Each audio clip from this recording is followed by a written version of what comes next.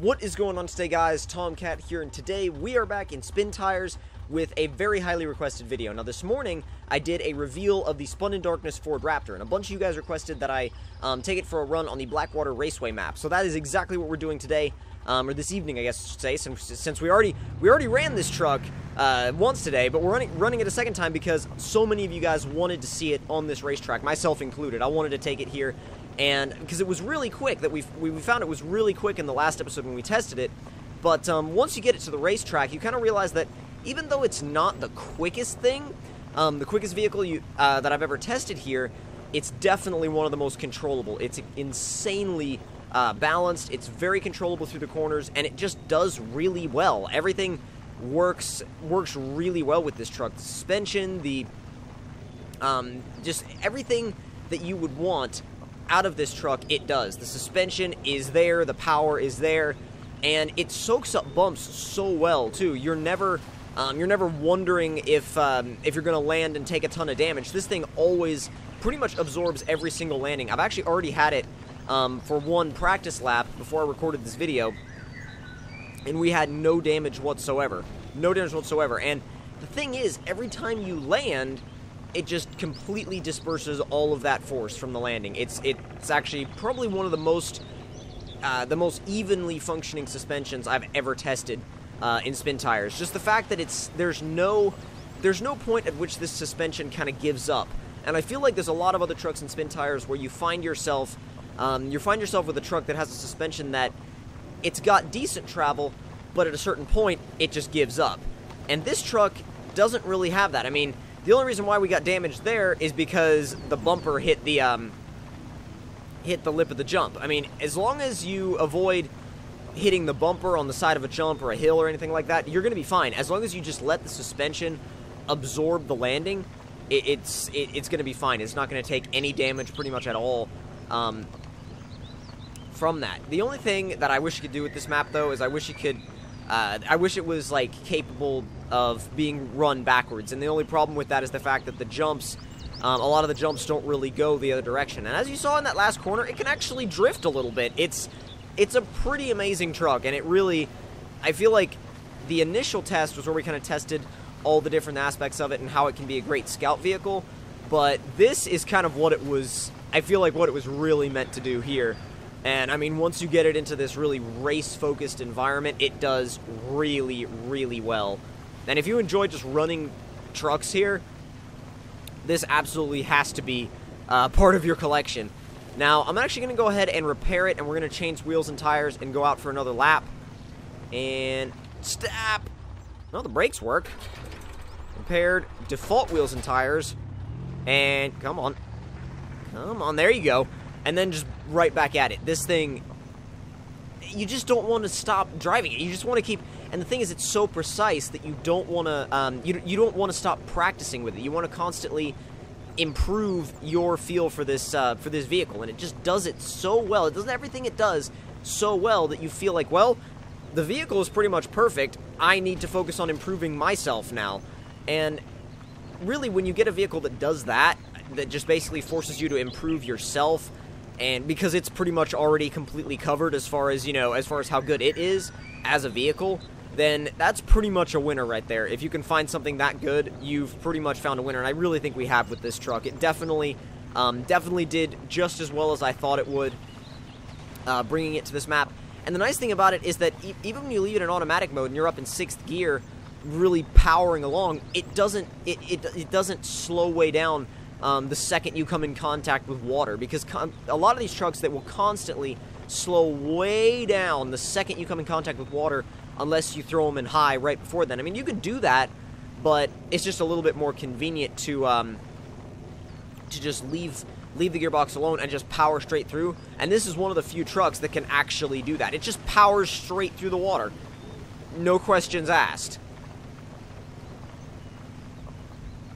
See what height we can get off this jump. See if we can actually do this jump this time. Let's see if we can do it without... Oh my god, okay. Oh man. Well, that's how you screw up. That's what not to do.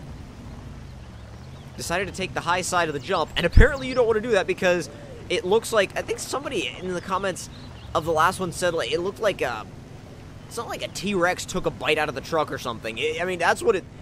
But honestly, I agree with you. That's what this thing looks like now. And if you don't land a jump perfectly stable, it takes a little bit for the thing to recover, but as long as you try not to steer right out of the landing, you'll be okay. I made a mistake and tried to steer out of the landing, and I mean, that's where things get a little bit iffy, but other than that, there's really nothing to worry about almost. Staying the power, it's very easy to drive. It's such an easy truck to drive. And I feel like some people might criticize it because of that, like maybe kind of on a basis of like, oh, it's too easy. But I mean, it's this easy truck to drive, but it's also a lot of fun. So I guess I feel like the fun factor kind of offsets the fact that it's so easy to drive, because it's not like you're barreling through trees or anything like that, but it's just so smooth to drive and composed, and that's what makes it easy. Get refueled again. There we go. And then, come on, it's just a little slow off the line sometimes. Get it repaired, or at least wait to get it repaired. Switch back to the Rockstars on Boggers, and I'm actually gonna, you know what? I know I said earlier that it's not a good idea to run the track in reverse, but I've never really tried it, so we're gonna try it. We're gonna see what happens. It might be a little funky because a lot of the jumps are like reversed, but I don't know, we'll see. Ooh, that went surprisingly well, actually. I let off the throttle, and yeah, it just kind of caused the truck to get a little bit bogged down. That jump right there is like the main one that I'm concerned about doing backwards. That's like, I'm so concerned that we're just going to slam right into the lip of the other jump since it's not meant to be taken this way. We might be able to do something different with like the angle of takeoff, because if we do that, we may be able to make it. Oop, oop, oop, oop. Oh, wow. Really stuck to the inside of that corner. Not too bad at all.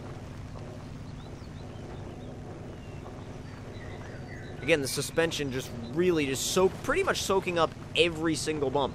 I mean, and right here, you get another idea of one of the jumps that's kind of basically reversed, and it just wasn't meant to be taken any other direction.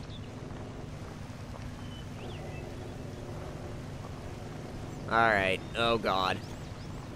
It's hard to get a run-up for it, too, because it's so bumpy. Come on, oh, this is gonna be bad. I knew that was gonna be bad. I didn't know it was gonna be that bad, but I knew it was gonna be bad.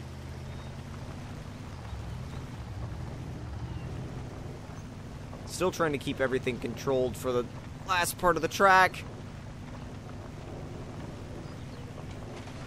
I want to say we're about halfway... Yeah, I want to say we're about halfway there as far as the original layout goes. Like, as far as if we were racing this originally in the straightforward layout, which, ugh, that's another issue with running this thing in reverse, is the fact that you're not set up properly for these jumps, and you just slam right into them. And there's nothing you can do about it. It doesn't mean anything about you as a driver. It just means that that's not the way the track was meant to be run. And, ooh, this is cool.